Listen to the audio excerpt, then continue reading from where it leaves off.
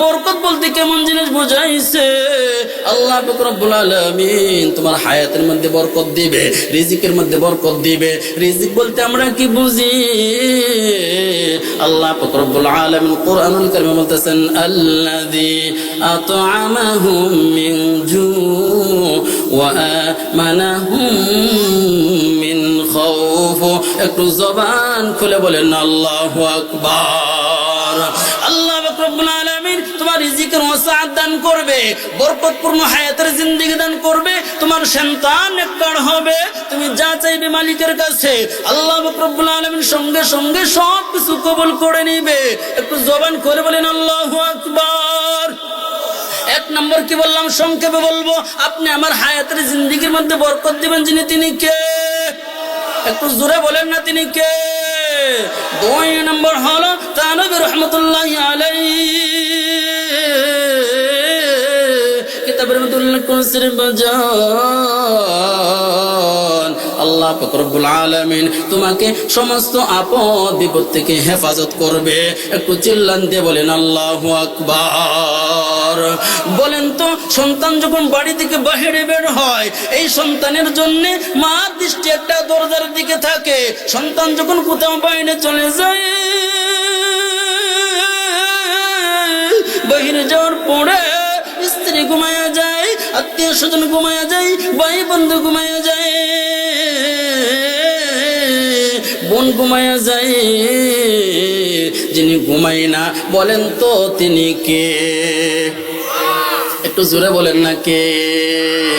এই জন্য বলতেছিলাম রে বাজান, মার চোখে ঘুম নাই। এই মার চোখে ঘুম নাই, কখন জানি সন্তান বাসায় ফিরে আসে। এই সন্তানের জন্য মা ওর দৌরাত্রে ঘুম থেকে জাগ্রত হইয়া এই মা ছেলের দরজায় নক করে, নক করিয়া স্ত্রীকে জিজ্ঞাসা করলে, আব্দুল্লাহর বাপ বাড়িতে আসছে কিনা? বলেন তো, এরকম দুঃখিনী মা সন্তানের খবর নেয়নি। মনে করে সন্তান ঢাকায় গেছে সকাল বেলায়, বিকাল বেলায় ফিরে আসবে। দিনে ঘূর্ণিঝড় শুরু হয়ে গেছে, তুফান শুরু হয়ে গেছে, আকাশে বিজলি মারতেছে, দুনিয়াটা অন্ধকারাচ্ছন্ন হয়ে গেছে, আকাশ থেকে ঠাড়া মারতেছে। এই সন্তান যখন বাড়ি থেকে ঢাকায় গেল, ঢাকা থেকে বাড়ি আসতেছে রে বাজার, আসার পরে মনে করেন 30 সাল থেকে এই পর্যন্ত আসবে, অর্ধেক রাস্তা আসার পরে ঘূর্ণিঝড় বৃষ্টি শুরু হয়ে গেছে। এই মুহূর্তের মধ্যে আসমান থেকে ফেরেশতা ঠাডা মারার জন্য আসছে, এই বান্দার মাথার উপরে পড়বে। রাত্র হয়ে গেছে। এই অবস্থা দেখিয়া মা যায় নামাজে বসিয়া নামাজ পড়ে। নামাজ পড়ার পরে এই মা সন্তানের জন্য দুইটা হাত উঠাইয়া আল্লাহ তাআলার কাছে দোয়া করে, মালিক। আল্লাহু আকবার। একটু জবান খুলে বলেন আল্লাহু আকবার। এই সন্তানের জন্য মা এরকম ভাবে দোয়া করে আল্লাহ তাআলাকে ডেকে বলে, মালিক, আমার সন্তানটা সকালবেলা বাড়ি থেকে বের হয়েছে, এখন ঘূর্ণিঝড় শুরু হয়ে গেছে। এই অবস্থার মধ্যে আমার সন্তানকে এই ঠাডা থেকে সকল প্রকার আপদ বিপদ থেকে হেফাজত করো। বলেন তো, এরকম দোয়া আপনি আমার দুঃখিনী মা করে না নাই? এই মা যখন এই সন্তানের জন্য মালিকের কাছে দুই কানে হাত তুলে প্রার্থনা করে, মালিক, আমার এই সন্তানটাকে এই বর্ষপাতের মধ্যে ঠাডার আগুন থেকে হেফাজত করো। আর ফেরেশতা এই মুহূর্তের মধ্যে মাথায় ঠাডা মারার জন্য প্রস্তুত হয়ে গেছে। এই মুহূর্তের মধ্যে মা যখন দোয়া করে, তখন ফেরেশতারা বলে, আল্লাহ, এই বাচ্চার এই ছেলের মা তো তোমার কাছে দোয়া করেছে, এখন কি করা? আমার ঠাডা তো নিচের দিকে যাইতেছে না। আল্লাহ রাব্বুল আলামিন এই মুহূর্তের মধ্যে ফেরেশতাকে বলে, ওই ফেরেশতা, এই ঠাডা এই ব্যক্তির মাথায় না ফেলাইয়া পাহাড়ের মধ্যে নিক্ষেপ করো, সাগরের মধ্যে নিক্ষেপ করো। বলেন তো, আল্লাহ পাক রব্বুল আলামিন যে 2 নম্বর পুরস্কারটা দিবে, এই ঠাডা মাথায় না ফেলাইয়া এই ঠাডা পাহাড়ে এবং সাগরে নিক্ষেপ করে। আল্লাহু আকবার। আমার দুনিয়ার বাবাজিরা, আমার পর্দার আড়ের মা বোনেরা, আমার আমার যুবক ভাইয়েরা, কচিকাচার দিলটা নরম করে শোনো, দেখো দিলটা নরম করা যায় কিনা। আমাদের সমাজে বড়ই অভাব, মাতা পিতার খেদমতের বড়ই অভাব। এই জন্য বলতেছি 2 নম্বর পুরস্কার দিল আল্লাহ রব্বুল আলামিন সকল প্রকার আপদ বিপদ থেকে হেফাজত করে। এরকম ভাবে ঠাডার তল থেকে আপনি আমাকে হেফাজত করে মায়ের দোয়ার বরকতে আওয়াজ দিয়ে বলেন ঠিক কিনা। এই জন্য বলতেছিলাম রে বাজান, 1 নম্বর পুরস্কার হলো আল্লাহ তাআলা আপনি আমাকে বরকতপূর্ণ হায়াতের জিন্দেগি দান করবে। 2 নম্বর পুরস্কার হলো আল্লাহ পাক রব্বুল আলামিন সকল প্রকার আপদ বিপদ থেকে হেফাজত করবে। কোনো কৃপণতা না করে একটু জবান খুলে বলেন না সুবহানাল্লাহ। আল্লাহ পাক রব্বুল আলামিন ওই ব্যক্তিকে 5টা পুরস্কার দান করবে যে ব্যক্তি আব্বা আম্মাকে খুশি করতে পারবে, শেষ বিদায়টা খুশি করে দিতে পারবে রে বাজার। তার মধ্যে 3 নম্বর পুরস্কার হলো একটা কথা জবান দিয়ে চিল্লান দিয়ে বলবেন। অনেকের টাকা পয়সা আছে কিন্তু সমাজে তার কোনো দাম নাই, মূল্য নাই, এরকম লোক সমাজে আছে না নাই? 3 নম্বর পুরস্কারটা হলো আল্লাহ রব্বুল আলামিন এই ব্যক্তিকে সম্মানের মালিক বানাইবে, এই ব্যক্তিকে এরকম সম্মানী চেয়ারে বসাবে। এই আমি চেয়ারে বসে আপনাদের সম্মুখে আলোচনা করতেছি, আমি তো একজন মায়ের সন্তান রে বাজান। আমরা প্রত্যেকেই চাইতো আমাদের সন্তানগুলো এরকম এলাকায় সম্মানিত হোক। একটু জবান খুলে বলেন ঠিক কিনা। এরকম সম্মান দেওয়ার মালিককে জুড়ে বলেন, সম্মানের মালিককে। কুলিল্লাহুম্মা মালিকাল মুলকি তুতিল মুলকা মান তাশা ওয়া তানজিউল মুলকা মিম্মান তাশা ওয়া তুইজ্জু মান তাশা ওয়া তুযিল্লু মান তাশা বিয়াদিকাল খায়র ইন্নাকা আলা কুল্লি শাইইন কাদির। আল্লাহু আকবার। আপনাদের কষ্ট হইতেছে? কষ্ট হইতেছে? তাকবীর হয়ে যাক, নারায়ে তাকবীর।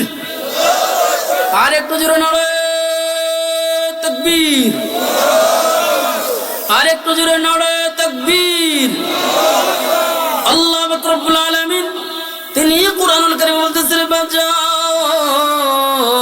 সম্মানের মালিক হলো আল্লাহ, জিল্লাতের মালিক আমার আল্লাহ। একটু জবান খুলে বলেন ঠিক কিনা। আল্লাহ রব্বুল আলামিন ওই ব্যক্তিকে, কোন ব্যক্তিকে, যেই ব্যক্তি মাতা পিতাকে খুশি করতে পারবে, খেদমত করতে পারবে, শেষ বিদায়টা হাসি মুখে দিবে রে বাজার। 3 নম্বর পুরস্কারটা হলো এই ব্যক্তিকে আল্লাহ সমাজে সম্মানিত করবে। একটু জবান খুলে বলেন ঠিক কিনা। আমার যুবক ভাইরা কথাগুলো ভালো করে শোনো। যে সমস্ত ভাইদের মাতা পিতা দুনিয়াতে এখনো বেঁচে আছে, তোমরা যদি খুশি করে আব্বা আম্মাকে বিদায় করতে পারো, তোমাদেরকেও সমাজে সম্মানের মালিক বানিয়ে দিবে। একটু চিল্লান দিয়ে বলেন আল্লাহু আকবার। আল্লাহ রব্বুল আলামিন সম্মানের মালিক বানাইবে। সমাজে লক্ষ লক্ষ টাকার মালিক, কোটি কোটি টাকার মালিক, কিন্তু সমাজে দাম নাই, এরকম লোক সমাজে আছে না নাই? জোরে বলেন আছে না নাই? তাহলে সম্মান দেয় মার দোয়ার বরকতে আল্লাহ রব্বুল আলামিন 3 নম্বর পুরস্কার দিবে, আমার সম্মান বৃদ্ধি করে দিবে। যিনি আমার সম্মান বৃদ্ধি করে দিবে তিনি কে? मौला रे डाकरे बंदा मौला रे डाक मौला रे डाकरे बंदा मौला रे डाक जरा बोले ला इलाहा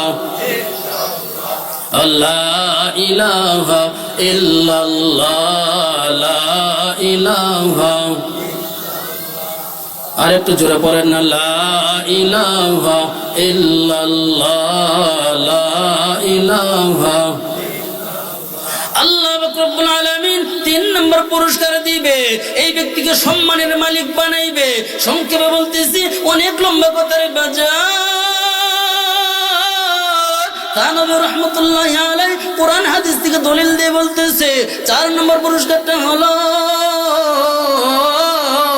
আল্লাহ পাক রব্বুল আলামিন আপনি আমাকে হজ করার তৌফিক দান করবে। একটু চিল্লান দিয়ে বলেন আল্লাহু আকবার। এখন হজ আমরা কারা কারা করছি, দুই হাতটা উঠে আল্লাহকে দেখাই না।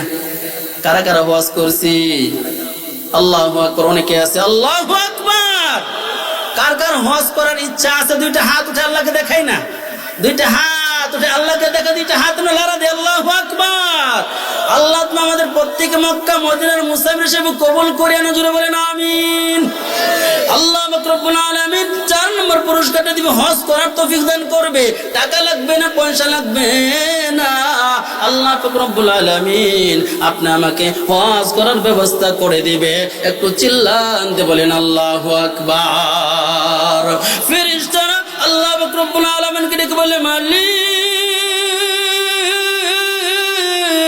এই বান্দাটা তো প্রত্যেক দিন আব্বা আম্মার চেহারার দিকে মায়ের নজরে তাকায়, কুদরতি দৃষ্টিতে তাকায়। বলেন তো সন্তান যখন আব্বা আম্মার চেহারার দিকে নেক নজরে তাকায়, আল্লাহ পাক রব্বুল আলামিন এই ব্যক্তিকে উমরা কবুল হজের মালিক বানায় দেন। সুবহানাল্লাহ। এই ব্যক্তি যখন এরকম ভাবে আব্বা আম্মাকে খুশি করে, প্রত্যেকদিন মাতা পিতার খেদমত করে, এই সন্তানটা যখন এই মার প্রতি তাকায় থাকে, করুণ নজরে তাকায় থাকে, মায়ের দৃষ্টিতে তাকায় থাকে, এই তাকানো দেখিয়া ফেরেশতারা আল্লাহকে বলে, মালিক এই পাগলটা তো দুনিয়াতে থাকা অবস্থায় অনেক উমরা হজ করেছে। কেমন করে হজ করেছে? মায়ের দৃষ্টি চেহারার দিকে নেক নজরে তাকাইলে কবুল হজের সওয়াব। আল্লাহু আকবার। জোরে বলেন আল্লাহু আকবার। এরকম ভাবে ফেরেশতারা আল্লাহকে ডেকে বলে, মালিক এই পাগল তো প্রত্যেক দিন হজ করে, কিন্তু এই বান্দার চোখের দ্বারা, এই চামড়া চক্ষু দ্বারা বাইতুল্লাহ দেখাও নাই।